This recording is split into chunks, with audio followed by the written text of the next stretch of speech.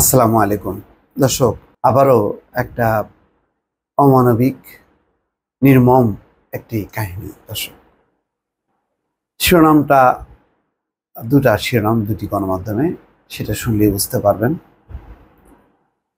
মা ফোন বন্ধ থাকলে বুঝবা আমাকে মেরে ফেলেছে। দ্বিতীয় শিরোনাম হচ্ছে স্ত্রী হত্যার দায় স্বীকার করে আদালতে কাঁদলেন স্বামী। দর্শক, যে এই দুটি শিরোনামকে ঘিরে রিপোর্ট, সেটি হচ্ছে ফেনীর সোনাগাজীতে ভয়াল একটি ঘটনা ঘটেছে। স্বামীর হাতে খুনের শিকার হয়েছে সিনথিয়া ইসলাম। সিনথিয়া বুঝতে পারছিল যে তাকে হয়তো মেরে ফেলবে, সে মৃত্যুটাকে স্বীকার করেছে, তারপরও পালিয়ে যায়নি। কেন পালায়নি?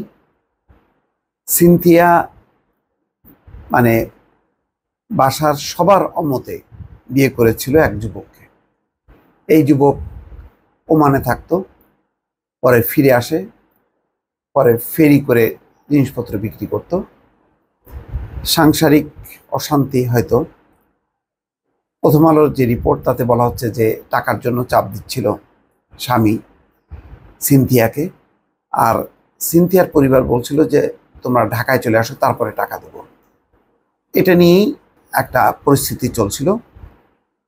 তো রাতে মেয়ে কাঁদতে কাঁদতে রাত 3:30টার সময় মাকে জানায়, মা, আমি তোমাদের মতের বাইরে গিয়ে বিয়ে করে ভুল করেছি।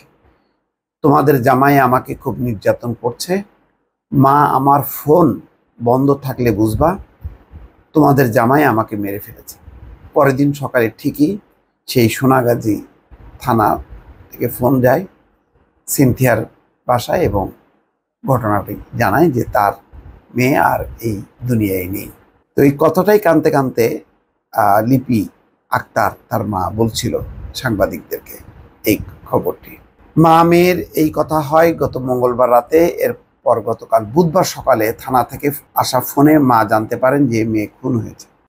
গতকাল রাতে ফেনী সোনাগাজী মডেল থানায় কাঁদতে কাঁদতে কথাগুলো বলেন মা লিপি আক্তার। মেয়েকে খুনের খবর পেয়ে তিনি এসেছেন ঢাকা থেকে। তার মেয়ে সিনথিয়া ইসলাম বুশরা খুন হয়েছেন স্বামীর হাতে।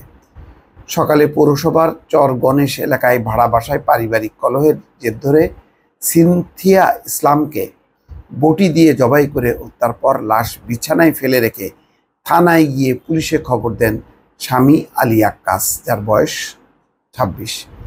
আলী আক্কাস ভোলার দৌলত খান থানার মধ্য জয়নগর এলাকার মোহাম্মদ রতনের ছেলে। বিয়ের পর এই দম্পতি ফেনীর সোনাগাজীতে বসবাস শুরু করেন। সিনথিয়ার মা লিপি আক্তার বলেন, পরিবারের অমতে সিনথিয়া আক্কাসকে বিয়ে করে। প্রথমে মেনে নিতে কষ্ট হচ্ছিল, কিছুদিন পর আমরা তাদের ঢাকায় আসতে বলি, যাবে বলে আর যাওয়া হয়নি। কিছুদিন ধরে আলী আক্কাস ব্যবসা করার জন্য সিনথিয়ার মাধ্যমে টাকা চাইতে থাকে। আমরা বলেছি তোমরা ঢাকায় চলে আসো, এরপর টাকা দেওয়া হবে। কিন্তু ঢাকায় না গিয়ে আক্কাস সিনথিয়াকে টাকার জন্য চাপ দিতে থাকে। মঙ্গলবার দিবাগত রাত 2টার পর সিনথিয়া আমাকে বারবার ফোন দিতে থাকে। ফোন ধরার পর সিনথিয়া জানায় যে আক্কাস তাকে টাকার জন্য প্রচণ্ড মারধর করছে। এরপর রাত 3:30টার দিকে মেয়ে আবারও ফোন করে জানায়, মা, আমার ফোন বন্ধ থাকলে বুঝবা তোমার জামাই আমারে মেরে ফেলছে। তারপরে সকালে যে ঘটনা, সেই ঘটনাই ঘটেছে। তো যাই হোক, ফেনীর সোনাগাজীতে পারিবারিক কলহের জেরে গৃহবধূ সিনথিয়া ইসলাম বুশরা খুনের ঘটনায় স্বামী আলী আক্কাস রনি সহ অজ্ঞাতনামাদের আসামি করে মামলা দায়ের করেছেন নিহত মা লিপি আক্তার। বৃহস্পতিবার এই মামলা করে সোনাগাজী মডেল থানার ওসি সুদীপ রায় জানান যে মামলা দায়েরের পর তদন্তকারী কর্মকর্তারা অভিযুক্তকে ফেনীর আদালতে হাজির করেন, পরে জবানবন্দি দেন এবং লাশ হস্তান্তর করেন পিতামাতার কাছে। আদালত সূত্র বলছে, স্ত্রীর মানসিক অত্যাচার ও শাশুড়ির হুমকি ধামকিতে অতিষ্ঠ হয়ে রনি ক্ষুব্ধ হয়ে এই হত্যাকাণ্ড ঘটিয়েছেন। জবানবন্দি দেওয়ার সময় স্ত্রী বুশরাকে খুব ভালোবাসতেন বলে উল্লেখ করেন তিনি। হত্যাকাণ্ডের জন্য অনুতপ্ত হয়ে ম্যাজিস্ট্রেটের খাস কামরায় কান্নাকাটি করেছেন তিনি। পুলিশ জানায়, নিহতের পরিবার ও এলাকাবাসী জানায় যে প্রেম করে সিনথিয়াকে গোপনে বিয়ে করেন রনি। বিয়ের পর তিনি ওমানে চলে যান। পরে সিনথিয়াকে তার পরিবার বিয়ে দেবে জানতে পেরে তিনি 6 মাস আগে দেশে ফেরেন। এসে পারিবারিকভাবে তাদের বিয়ের খবর সিনথিয়ার পরিবারকে জানান, কিন্তু সিনথিয়ার পরিবার তাদের বিয়ে মেনে না নিলে 3 মাস আগে রনি ও সিনথিয়াকে নিয়ে পালিয়ে সোনাগাজীতে এসে ভাড়া বাড়িতে বসবাস শুরু করেন। সেখানে রনি বাজারে ভ্যানে করে জুতার ব্যবসা করতেন। গত মঙ্গলবার রাতে বাসায় তরকারি আনাকে কেন্দ্র করে তাদের মধ্যে ঝগড়াঝাটি হয়। ঝগড়ার এক পর্যায়ে ভোরে সিনথিয়াকে বটি দিয়ে কুপিয়ে হত্যা করে রনি।